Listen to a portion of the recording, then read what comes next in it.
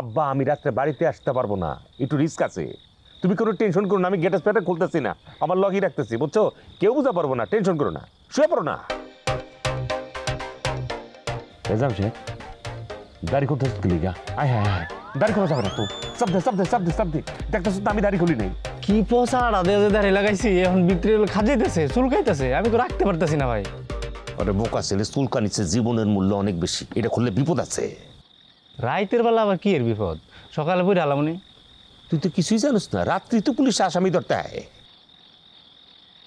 আমার কাছে নিউজ আছে, তরে ধরতে রাইতের বেলায় পুলিশ কক ফাইট অভিযান পরিচালনা করবে।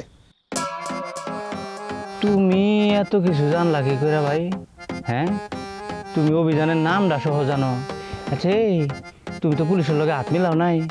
আমি কিন্তু জানি যে আসামি রাজ সাক্ষী হইয়া নিজে বাইসা গিয়া তার সঙ্গী সাথী সবাই ধরাই দেয়।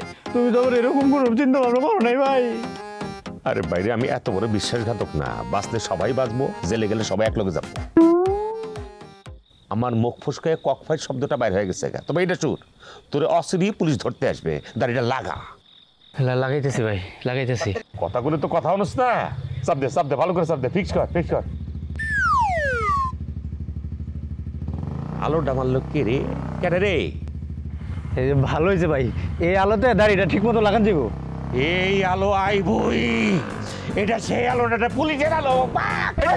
পুলিশ কি আবার?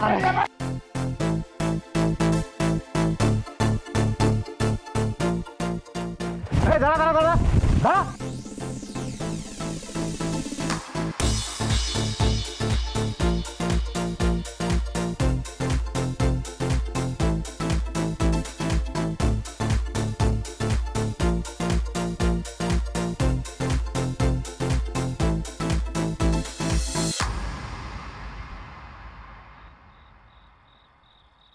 পালাইছে না? কতদিন পালাই থাকবে ওরা? ধরা তোকে পড়তেই হবে। এই আসামির কাজ হচ্ছে পালাই বেড়ানো, আর এই পুলিশের কাজ হচ্ছে আসামি ধরা।